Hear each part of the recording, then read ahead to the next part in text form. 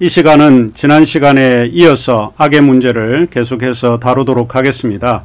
이 시간 우리가 다루고자 하는 주제는 네 가지입니다. 고전적인 견해로서 이원론적 견해, 낙관주의적 견해, 유대교적 견해, 그리고 고전적으로 우리가 생각하는 기독교적인 견해는 아니지만 불교적 견해를 우리가 살펴보도록 하겠습니다. 불교는 일찍이 왜 고통인가 라고 하는 데서 시작을 하고 있기 때문에 이 문제가 오래전에 악과 고통의 문제를 이야기할 때 반드시 등장하고 있는 견해 중에 하나입니다. 이 네 가지를 중심으로 해서 이번 시간에 악의 문제를 우리가 다루도록 하겠습니다. 자, 그러면 영상을 들으시도록 하겠습니다.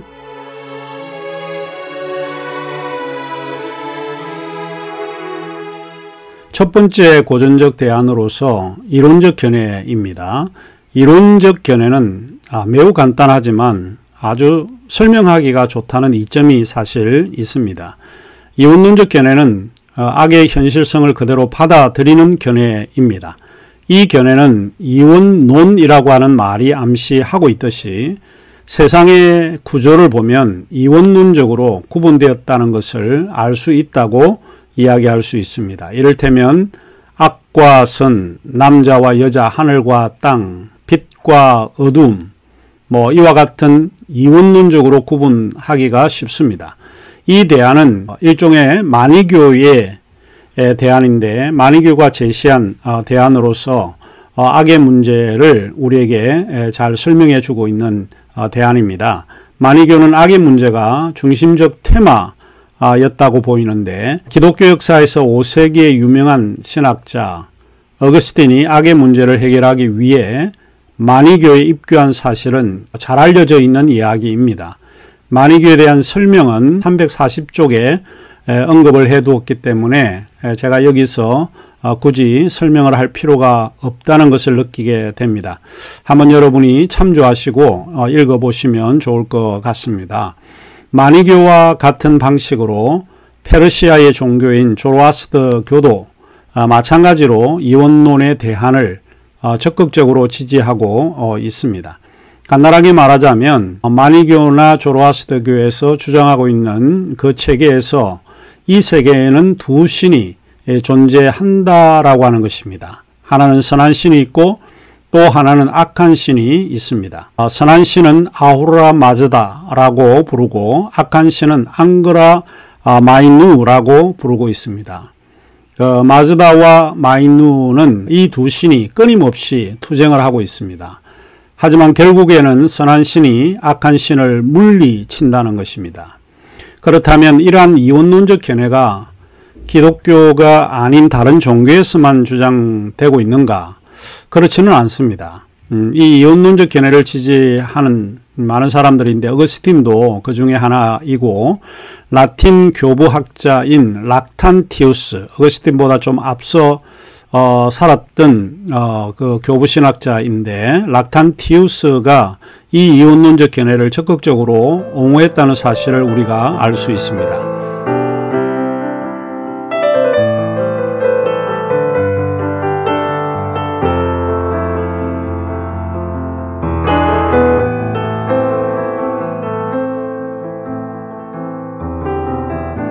락탄티우스는 3세기 북아프리카 출신이고 기독교 변증가였습니다.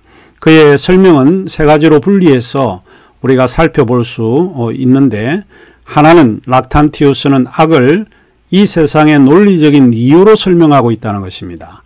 악이 없으면 선을 알 수 없기 때문에 악과 선은 논리적인 중요한 근거가 될 수 있다고 보는 거죠. 지극히 전형적인 이원론적인 그런 견해입니다.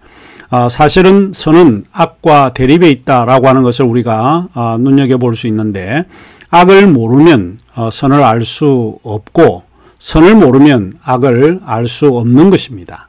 또 하나는 락탄티우스가 악의 논리적인 필요뿐만 아니고 악이 있는 것이 우주에 더 유익하다라고 주장을 했습니다. 이게 좀 대범한 그런 주장이긴 한데 악이 없다면 올바른 행위의 기준이 없어지기 때문에 악의 존재는 선을 제공하는 일종의 기준이 될 수 있다라고 주장을 하는 것이죠. 따라서 악은 선을 위해 매우 유익한 개념이라고 주장을 합니다. 세 번째로 락탄티우스는 악을 하나님의 계획의 일부로 받아들입니다. 악은 하나님의 본성과는 거리가 사실은 멀죠. 하나님은 선하고 악이 없는 분이죠. 그렇지만 락탄티우스는 악을 하나님으로부터 나왔다고 주장을 하고 하나님의 허용에서 악이 시작된다라고 주장을 합니다. 이 이혼론의 견해에 대한 비판은 제가 여기서 언급하지는 않겠지만 여러분이 교재 345쪽에서 346쪽을 참조하시면 이혼론이 가지고 있는 비판을 여러분이 볼 수 있게 될 것입니다. 두 번째 악의 문제에 대한 대안으로서 낙관주의적 견해입니다. 낙관주의적 견해는 하나는 낭만주의적 시대라고 하는 배경을 가지고 있고 또 하나는 낙관주의가 시대의 사상적 개념, 즉 철학적 개념에서 출발하고 있다는 것을 우리가 알 수 있습니다. 이 견해를 주장한 철학자는 윌헬름 라이프니츠입니다.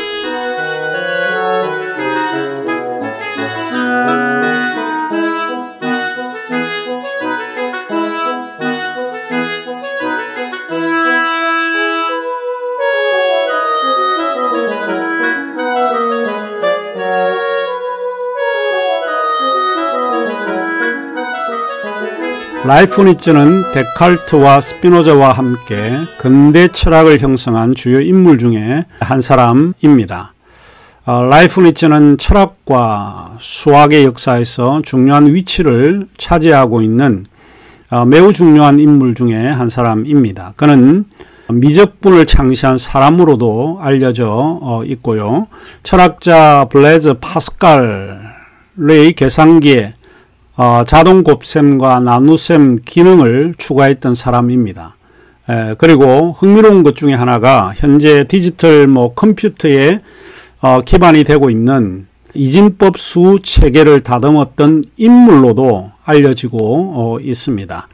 무엇보다도 철학에서 라이프니츠의 그 위치가 매우 중요한데 그가 주장하는 철학적 사유에서는 낙관론을 주장했던 사람입니다.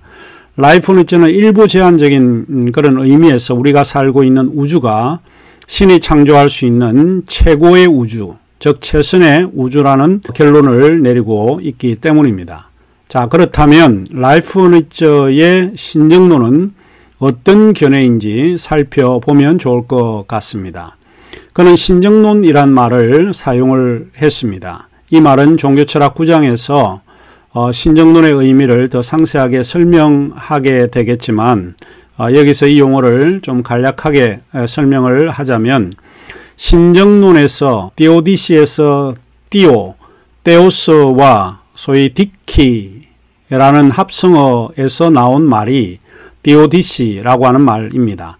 라틴어에서는 원래 C라고 하는 그 알파벳이 크 혹은 키로 발음이 되고 있죠. 즉 디케와의 합성어로서 데오스는 신이고 데케는 정의로운 혹은 정당성과 같은 뜻인데 신의 정의라고 하는 뜻으로 해석해 볼 수 있습니다. 구체적으로 신은 악의 문제로 인해 기소되거나 비판받을 수 없다는 것입니다. 하나님이 악을 허용하는 데에는 어떤 정당성을 가지고 있다. 하나님을 정의롭게 하는 어떤 방식이 있다라고 주장을 하는 것입니다. 악의 문제를 허용한다고 해도 문제가 될 수 없다는 것입니다. 그래서 신정론이라고 하는 것은 한마디로 신을 위한 정당성이라고 정의해 볼 수 있습니다. 우선 그의 논의는 근대 철학에서 중요한 개념이 예정조화설에서 우리가 살펴보게 됩니다. 예정조화설, 이 예정조화설이라고 하는 개념을 하나 기억을 하시면 도움이 되지 않을까 싶습니다. 예정조화설은 목적론적 인과성과 기계론적 인과성 사이의 조화를 말하고 있습니다. 이게 도대체 무슨 말이지라고 생각이 들지요. 목적론적 인과성은 제작자의 의도와 목적에 따라서 우리가 진행되어 간다고 하는 말이고 기계론적 인과성은 이 세상에는 어떤 법칙이 있기 때문에 우리가 서로 상호작용한다는 것입니다. 인과성이라고 하는 것은 원인과 결과를 이야기하는 것인데 모든 것은 무작위로 이루어지는 세계가 아니라 어떤 법칙에 따라서 서로 연결되어 있다라고 하는 의미에서 인과성이라고 하는 말을 사용하고 있습니다. 간단하게 말을 하자면 이 세상은 분명한 목적에 따라서 움직이고 그 움직이는 것이 주어진 법칙에 따라서 움직여 간다고 보는 것이죠. 더 쉽게 이야기를 하자면 이 세상은 주사위를 던지는 것처럼 무작위로 만들어지고 이끌어가는 것이 아니라고 하는 뜻입니다. 그리고 이 예정조화는 현재 나타난 것이 가장 최상 또는 최고의 것이라고 주장을 합니다. 이 우주는 악이 존재하고 있음에도 불구하고 이 우주는 최상의 우주라고 주장을 한다는 겁니다. 여러 가능한 세계들을 하나님이 여러 생각을 가지고 생각을 했지만 그래도 현재 나타나는 악이 있는 우주가 그래도 여러 가능한 세계들 중에 현재 지금 우리가 살고 있는 이 우주가 그래도 최고의 세계, 최상의 세계라고 하는 뜻입니다. 인간을 예를 들어서 좀 설명을 해보자면 예정조화설을 더 쉽게 이해해 볼 수 있는데 매일 아침에 우리 만일 여하구가 종종 거울을 보게 되면 이 거울에 비춰진 자신의 모습을 보고 기분이 어떨까를 생각을 해봅니다. 기분이 썩 좋지는 않을 겁니다. 왜 나를 이렇게 만들었지? 라고 묻게 되면 예정조화설을 주장하는 라이프 니츠는 그것이 여러 가능한 여러분의 얼굴들 중에 지금 현재 그 얼굴이 가장 최고의 형태, 최상의 형태로 나타났고 만들어졌다고 설명하고 있는 것입니다. 그런 다음에 라이프 니츠는 이 세 종류의 악을 구분하고 있습니다. 형이상학적 악과 물리적인 악, 그리고 도덕적인 악, 이 세 종류의 악을 구분해서 설명을 하고 있습니다. 그러면 형이상학적 악이라고 하는 게 뭔가? 형이상학적 악은 현실적인 악이 아니고 관념 혹은 정신 또는 추상적인 악을 가리키고 있습니다. 일종의 정신적, 관념적이라고 생각을 하시면 될 것 같습니다. 이 형이상학적 악을 라이프 니츠는 선의 결핍과 같은 악의 유형이다라고 주장을 합니다. 물리적인 악은 현실적인 악이고 도덕적인 악은 유한한 인간이기 때문에 악이 발생하는 것을 의미합니다. 하나님은 무한한 존재이기 때문에 피조된 인간과는 다르다는 것을 이야기를 하고 있는 것입니다. 그렇다면 우리가 여기서 궁금한 것이 하나 있는데 그것은 왜 악이 이 세상에 필요한가 하는 부분입니다. 라이프 니츠는 악은 이 세상에서 좀 필요하다라고 이제 본 사람 가운데 하나인데 하나님은 악을 허용하신다고 주장을 하는 겁니다. 하나님은 악을 허용하신다고 주장하는데 이유가 이렇습니다. 하나님이 먼저 선을 이루고 난 후에 최선을 이루기 위해서 더 나쁜 일이 일어나는 것을 막기 위해 악을 허용한다는 것입니다. 말하자면 조금 어렵게 이야기가 된 건데 말하자면 악은 선을 불러일으키거나 아니면 더욱 큰 악을 막는 데 기여한다고 보았던 것입니다. 라이프 니츠에 의하면 악의 기여가 없다면 선은 실현되거나 성취되지 않는다고 보았던 것입니다. 라이프 니츠의 악의 문제를 간단하게 말하자면 악은 선의 실현을 위해서 유용한 도구가 될 수 있다고 주장을 합니다. 교재 350쪽에서 그의 글을 읽어 드리겠습니다. 이 인용이 가장 그의 낙관주의적 견해를 잘 설명하고 있는 부분입니다. 악은 보다 큰 선을 수반한다. 예컨대 군대의 장군은 상처도 없고 승리도 없는 상태보다는 약간의 상처가 있더라도 승리를 더 선호할 것이다. 나는 신이 보다 큰 선을 가져다 주기 위해 악을 허용하셨다는 아우구스티누스와 토마스 아퀴나스의 견해에 전적으로 동의한다. 악을 지닌 세계가 악이 전혀 없는 세계보다 더 낫다. 더 나아가 이 세계가 다른 어떤 가능한 세계보다 실제적으로 더 나은 세계다. 마지막 결론으로서 라이프 on 엣지는 인간에게 준 이성의 선물이 선한 결과나 좋은 결과보다는 나쁜 결과를 더 많이 초래한다고 해도 종국적으로는 이성과 결정의 자유가 인간에게 주어진 것이 그래도 낫다는 결론을 내리고 있습니다. 불교적 견해와 유대교적 견해를 우리가 이 시간에 각각 검토해 보도록 하겠습니다. 우선 불교적 견해를 먼저 살펴볼 텐데, 불교적 견해는 기독교적 견해와는 조금 다른 차이를 보입니다. 교재 352쪽을 여러분이 책을 가지고 있으시면은 열어주시면 좋을 것 같습니다. 사실 기독교 신학은 신을 인격적인 그 존재로 좀 규정을 하고 있습니다. 따라서 기독교 유실론의 신을 사랑과 선의 하나님으로 믿고 있죠. 하지만 이제 그러한 유실론적 신간에서 오는 도덕적이고 인격적인 그런 존재에 대한 비판을 사실 면할 수 없죠. 인격적인데 이 악이 있다라고 하는 그런 것 때문에 기독교 유실론의 하나님이 비난을 많이 받고 있습니다. 신을 인격적으로 볼 때 신은 도덕적 책임을 가지고 있습니다. 그럼에도 불구하고 만일 신을 인격적으로 보지 않으면 문제는 별로 없는 것입니다. 불교의 견해가 소위 이제 절대적 궁극자나 절대자를 인격적 존재로 이해하고 있지 않다라고 보는 것이죠. 비인격적인 존재로 보고 있기 때문에 그것이 무이든 궁극자이든 그것이 무엇이든 간에 불교는 인격적으로 존재자를 연구하지 않는다라고 볼 수 있습니다. 일찍이 불교의 교리를 철학적 그 사유의 형태로 받아들였던 사람이 철학자 쇼펜하우어인데, 쇼펜하우어는 악의 개념을 사실 이런 논지에서 설명을 해왔습니다. 기회가 되시면은 여러분이 쇼펜하우어의 그 논리를 좀 공부할 수 있는데, 우리가 시간이 없기 때문에 여기서 구체적으로 언급할 필요는 없을 것 같습니다. 간단하게 이야기를 하자면 쇼펜하우어는 악의 문제가 신의 인격성에서라기보다는 인간의 인격성에서 찾아야 한다고 주장을 합니다.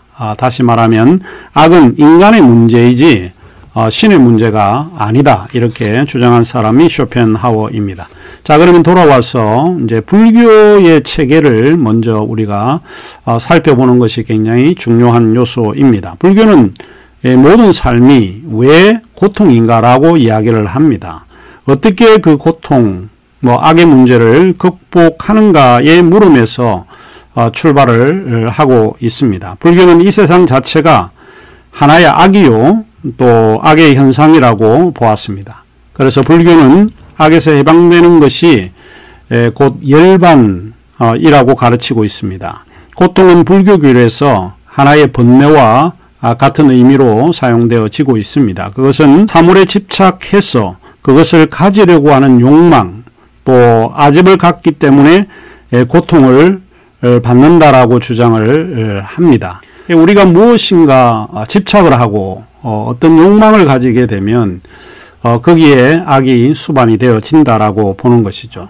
이 집착과 아집에서 물러나게 될 때 해방된다고 가르치는 것이 불교의 교리입니다. 그러니까 열정과 집착을 중지시키는 일을 불교에서는 열반이라고 이야기를 합니다. 그래서 고통에서 해방되는 것을 일종의 열반이라고 가르치고 있는데, 불교의 악에 관한 생각도 마찬가지라고 생각을 하는데, 불교의 우주관에 따른 하나의 결과에서 파생된 논의입니다.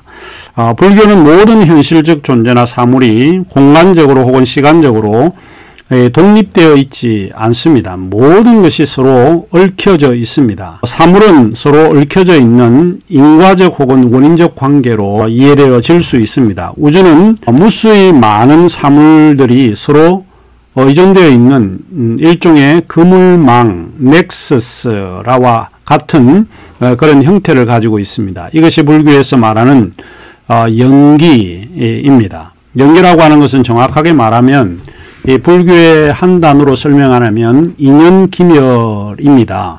그 인연기멸 속에 불교의 철학적 체계가 다 사실은 들어가 있다고 보는데, 인연이라고 하는 것은 원인과 조건이죠. 그 다음에 연기라고 하는 것은 모든 사물은 의존되어 있다라고 보고, 기멸이라고 하는 것은 생성되었다가 사멸되는 것을 말합니다. 이게 불교의 우주관을 우리가 설명할 때 한 단어로 이야기를 해서 인연기멸이라고 설명을 할 수 있습니다. 모든 사물이 인과적으로 연결되어 나타나는 하나의 현상이면서 동시에 이 현상은 곧 사멸한다는 뜻으로 이해되어질 수 있습니다. 의미론적으로 설명을 하자면 인이라고 할 때 인의 개념은 원인인 반면에 연의 개념은 조건입니다. 원인이 있으면 그것이 하나의 조건이 만들어지고 그 조건에 의해서 또 원인이 만들어지는 그런 순환적으로 이어지는 이런 이야기입니다. 인과 연에 따라서 변형해 가는 것이 이 우주고 이 세상입니다. 영연은 결국 이 세상에 존재하는 사물들이 영원한 것이 존재하지 않는다라고 하는 것을 철저하게 가르치고 있습니다.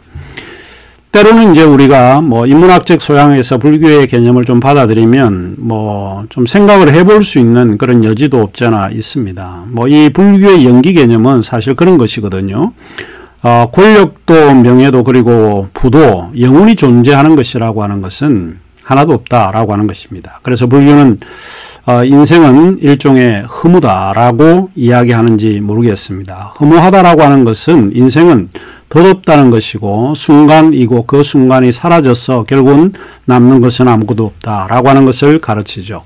결국 이제 삶이 고통이라고 하는 인식에서 출발을 하고 있기 때문에 이 고통에서 해방되는 길을 불교는 가르치고 있고 그거를 득도의 길 혹은 구원의 길이라고 가르치고 있습니다. 고통에서 해방시키는 방식을 우리에게 가르쳐주고 있습니다. 그런데 고통이 있는 근본적인 이유는 불교의 12연기설을 통해서 설명이 됩니다. 이것은 여러분이 그냥 교재를 읽어보시면 될 것 같습니다. 한 가지 이제 기억을 해야 되는 것이 불교는 우리가 가지고 있는 아집, 욕심, 욕망 이런 거에 의해서 뭐가 따라온다는 것이죠. 이 고통이 따라온다는 것입니다. 악이 발생하는 이유는 그런 것 때문에 따라옵니다. 그냥 갑작스럽게 악이 만들어지는 것은 아니다라고 하는 것이고 모든 게 의존적으로 나타나면서 형성되어진다라고 이야기를 합니다. 이러한 인간의 이제 고통을 이제 354쪽에 제가 설명을 하고 있는데 인간의 고통은 이른바 사성제에 의해서도 설명되고 있습니다. 사성제 많이 들어보셨죠? 생로병사, 인간은 태어나고 늙고 병들고 죽는다라고 하는 이 네 가지 교리인데 사성제에 의해서 설명이 됩니다. 사성제에서는 부처는 네 가지 깨달음을 가르치고 있는데 인간의 모든 고통에서 해방의 길에서 부처는 소위 이른바 두카입니다. 불교에서 많이 이제 사용하고 있는 용어 중에 하나인데 두카의 교리에 의해서 그것을 극복할 수 있다라고 이제 가르치고 있죠. 이제 불교는 삶을 뭐로 특징 짓는가 하면 두카로 이제 설명을 하고 있습니다.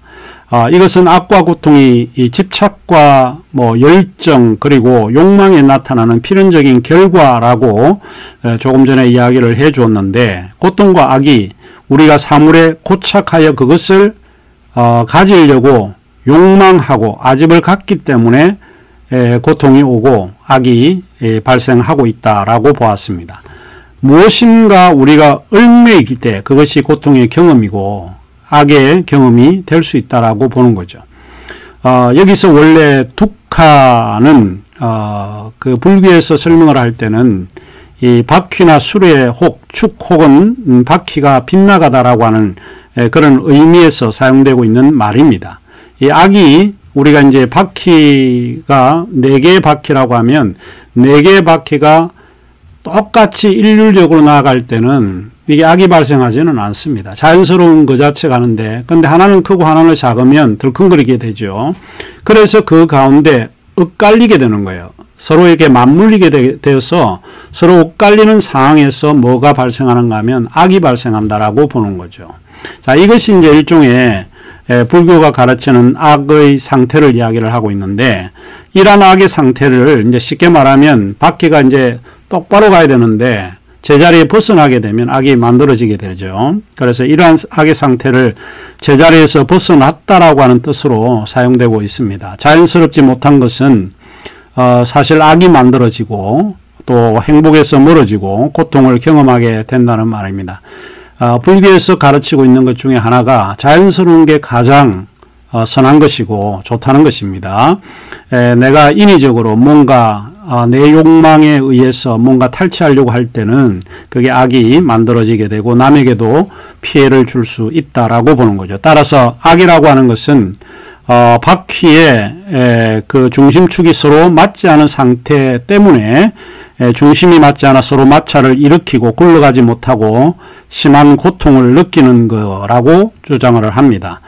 이러한 이제 악을 극복하는 방식이 이제 불교에서 가르치고 있는 것이, 이거는 여러분이 많이 알고 또 많이 들어보고 또 알고 있는 내용인데, 팔정도 들어보셨죠? 팔정도 8가지의 바른길을 실천하게 되면 이 악을 극복할 수 있다, 고통에서 해방될 수 있다라고 가르치고 있습니다. 간단하게 여러분에게 좀 소개를 할 텐데, 제가 참고한 책은 제가 미국에 유학할 당시에 읽었던 책이기 때문에 에이브라함 캐플란이라고 하는 저자가 쓴 책입니다. 인과성의 원리에서 그 인생의 고통과 악의 근원적인 원인이나 조건을 밝히고 있는데, 제가 참조한 책은 한국에서 지금 알려져 있는 그런 책들을 참고한 것은 아니고, 에브라함 캐플란의 이야기를 제가 조금 받아들인 철학서적입니다. 받아들였던 내용이라고 하는 것을 먼저 밝힙니다. 첫 번째로는 정견이라고 하는 것이 있습니다. 이것은 올바른 견해나 지식을 말하고 있는데, 사람은 사회적 동물로서 올바른 판단과 견해가 필요하고, 삶의 고난을 극복하는 길은 이치에 맞는 계획을 세워야 하고 분명한 마음의 이정표를 가지고 있어야 한다라고 주장을 합니다. 그래야 이제 악을 극복할 수 있고, 두 번째로는 정사입니다. 이거는 올바른 마음가짐을 뜻하는 것인데, 뜻을 올바로 가져야 삶을 갈팡질팡하지 않고 살지 않고 또 시종일관하여 자신의 욕망을 극복할 수 있다라고 본 것입니다. 셋째로 이제 정언인데, 이것은 올바른 언어를 사용해야 한다는 것입니다. 인격을 표현하는 신앙의 삶을 나타내는 말입니다. 여기서 바른 말하기란 거짓이 없는 언어, 그리고 진리를 말하는 도덕적인 언어여야 합니다. 우리가 악을 만들고 살인이나 폭행 이런 것이 일어날 때 여러분 자세히 관찰해 보셨는지는 모르겠지만 그 안에 무엇이 들어가 있는가 하면 말 한마디가 들어가 있습니다. 말을 어떻게 사용하는가에 따라서 악이 만들어지고 선한 마음이 나타나기도 하는 것이죠. 그 이야기를 하고 있는 겁니다. 네 번째로 정업입니다. 이것은 올바른 행실이나 행동을 말하는 것인데, 잘못된 행위는 업으로 보상받는다는 불교의 중심적인 그런 교리입니다. 그 다음에 다섯 번째로 정명입니다. 정명. 이것은 올바른 직업의식을 말하는데, 올바른 직업을 가짐으로써 불필요한 악이나 잘못 그리고 고통에서 벗어날 수 있다고 이제 불교는 팔정도 가운데 다섯 번째로 가르치고 있습니다. 어떤 직업을 가져도 불교의 가르침은 불성무무를 이야기를 합니다. 이 말이 무슨 말인가 하면, 부처의 마음으로 직업에 임하면 그 직업에서 성공한다라고 가르치고 있습니다. 우리 기독교에서도 종종 이런 표현을 좀 쓰고는 있는데, 예수의 마음을 가지게 되면 이 모든 게 선하게 보이는 것입니다. 우리가 그리스도의 마음을 가지게 되는 게 중요한 것처럼, 불성무물이라고 하는 것도 그런 이유로 좀 설명해 볼 수 있지 않을까 생각을 합니다. 여섯 번째로 정정진입니다. 정정진. 이것은 올바른 노력을 말하고 있는 의미입니다. 부처는 특별히 이제 강한 의지가 중요하다는 것은 매우 중요하지만, 그렇다고 해서 이 의지는 덕을 쌓는 공덕의 마음을 가져야 한다라고 하는 것을 가르치고 있습니다. 어려운 시기가 와도 언제나 부정의 노력이나 올바른 동기를 가지지 못한 그런 노력을 버리고 바른 어떤 동기나 노력을 가지라고 하는 뜻으로 이야기를 하고 있죠. 일곱 번째로 정념입니다. 이것은 바른 마음가짐과 불필요한 상념에 잡히지 않을 것을 가르치는 교리입니다. 그래서 불교는 인간 존재가 인간의 생각하는 마음의 결과다 이렇게 가르치고 있습니다. 그리고 마지막 여덟 번째로 정정입니다. 정정. 이것은 정신을 집중하여 마음을 가라앉히는 일을 말하고 있는데 이거는 종교적인 그 수양의 의미로 사용을 하고 있고, 최근에는 이 정정의 개념을 요가의 개념에서 좀 설명을 하고 있다고 볼 수 있습니다. 그래서 자신의 수정적인 삶을 요구하는 것이 그 진리를 터득하는 그 길이다라고 주장을 하고 있습니다. 뭐 요약을 하자면 악에 대한 불교의 입장은 다른 방식과는 달리 인간 존재에서 출발하는 새로운 형태의 방식이라고 할 수 있습니다. 하지만 이것은 유실론에 나타난 문제와는 달리 악의 현실성을 인정하면서 악의 문제에 접근하고 있습니다. 인간이 존재한다는 것은 이미 악이 존재한다는 것을 받아들이는 것이 불교의 견해입니다. 그 다음에 이제 네 번째로 이 고전적 대안으로서 유대교적인 견해입니다. 이 유대적인 견해는 제가 요 기독교적인 견해와 조금 분리해서 생각을 하고 있는 견해입니다. 유대교적 견해는 기독교적 견해와 조금 다르고 이 구약적인 그런 견해라고 볼 수 있습니다. 유대교적 견해는 악의 문제를 신앙적 삶의 지표로 이해를 하고 있습니다. 악이라든지 고통의 현상은 일시적인 현상이 아닌 반복적인 현상입니다. 우리 구약 성경을 보면 재앙이라든지 역병이라든지 지금 현재 코로나19 같은 이런 역병들이 일어난 현상을 불순종의 결과로 이해하는 경향이 굉장히 많이 있습니다. 이처럼 악이 야훼에 대한 불순종의 결과에 따른 현상으로 이해하고 있기 때문에 유태인들은 악을 소위 야훼의 징벌로 받아들이고 있다라고 하는 것입니다. 왜 야훼는 그의 충성된 종들을 구원하기 위해서 개입하지 않고 악이나 고통이라는 수단을 통해서 그들에게 무엇인가를 일깨워 주려고 했을까? 왜 야훼는 무고한 사람에게 그러한 수단을 통해서 고통을 당하게 했을까? 우리가 갖는 질문이 거기에 있습니다. 자, 이런 물음들은 창세기 서두에서부터 시작을 하고 있습니다. 창세기 1장 31절에 보면 하나님은 그가 창조하신 모든 것을 보시고 심히 좋았더라 라고 말씀하셨습니다. 이는 세상의 모든 것은 선하게 지음을 받았다라고 하는 뜻이죠. 하지만 성경은 악의 발생이나 그 과정에 대해서는 명확하게 말하고 있지 않다는 것입니다. 교회에서 배운 전통적인 견해나 가르침에 따르면 구약 성경에 나오는 루시퍼가 악의 기원으로 삼고는 있습니다. 루시퍼는 하나님께 불순종한 타락한 천사이고 그가 바로 악의 진원지다. 이런 이제 문제는 우리가 이제 대면에서 수업을 할 때 조금 서로 논의를 해보면 좋은 주제가 되지 않을까 싶습니다. 그래서 루시퍼에 관해서는 그냥 여기서 더 이상 언급을 안 하는 게 좋을 것 같습니다. 루시퍼라고 하는 말은 흔히 이제 킹 제임스 번역에 나오는 타락한 천사로 알려져 있지만 실제로는 루시퍼의 개념이 타락한 천사를 의미하는지 또는 그 단어가 성서적인 그런 의미인지 아닌지 킹 제임스 번역의 오역인지 대해서는 논란의 여지가 있을 것 같습니다. 이제 여호와로부터 받는 고통이나 악의 경험이 이제 꼭 나쁜 건가라고 이제 우리가 물을 수 있는데 유대교적인 견해는 그게 꼭 나쁜 건 아니다라고 보는 거죠. 유대인들은 그것이 반드시 나쁜 것만이 아니라고 이야기를 하고 있습니다. 죄의 대가나 형벌을 제공하는 여호와의 목적은 인간으로 하여금 죄에서 돌이키게 하기 위해서 그것을 허용한다라고 보는 것입니다. 말하자면 악과 고통을 허용하는 목적은 하나님이 그의 백성들을 사랑하기 때문에 허용하신다는 것입니다. 결국 유대인들은 악을 허용하는 이유가 단순히 징벌에만 있는 것이 아니고 그 백성들을 단련하고 보다 성숙한 신앙인으로 만들기 위한 훈육적인 그런 의미를 가지고 있다라고 주장을 합니다. 그래서 교육적인 목적이나 훈육적 수단으로 이 악이 사용되어질 수 있다라고 이제 주장을 합니다. 구약 성경에 욥기에 등장하는 욥의 친구들이 의인은 흥하고 악인은 망한다라고 하는 일종의 판에 박힌 신명기의 신학을 언급한 것도 아마 유대교적 대안이 어떤 것인가 하는 것을 우리가 짐작해 볼 수 있습니다.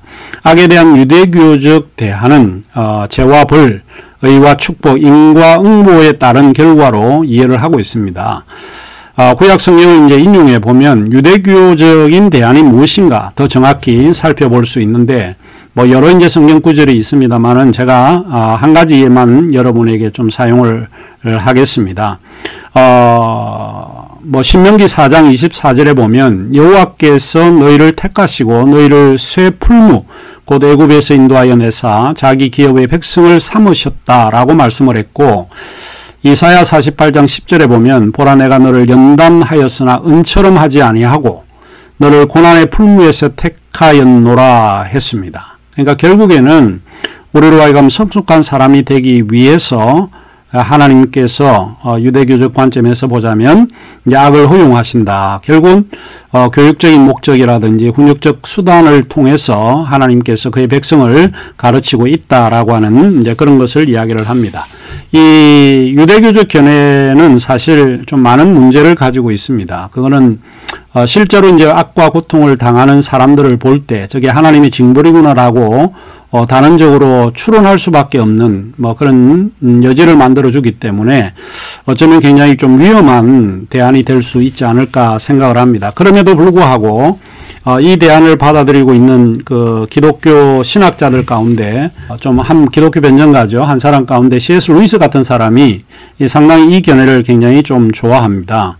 왜냐하면 우리가 악을 행하는데도 하나님이 가만히 있지 않으면 그건 하나님의 의무를 다하지 않는다라고 주장을 하고 있습니다. 그러면서 이제 루이스가 사용한 굉장히 유명한 말이 있죠. 고통은 세상을 불러 깨우는 하나님의 메가폰이다 라고 하는 말을 하면서 악을 행하는 사람과 고통을 당하는 사람은 그들 자신의 눈앞에서 악과 고통이 명백히 나타나게 되고 그들을 개심하거나 또 돌이킬 수 있는 유일한 기회를 제공할 수 있다고 루이스가 주장을 합니다. 어쩌면 루이스가 훌륭히 이제 표현을 했는데 뭐라고 표현을 했는가 하면 고통은 반항하는 영혼의 요새 안에 진실의 깃발을 꽂는지 모른다. 결국 이제 우리 인간은 하나님께 반항하고 불순종하는 그런 건데 그 마음이 사실 이제 악과 고통의 이런 수단을 통해서 진실한 마음이 고쳐지는 것이다 라고 주장을 합니다.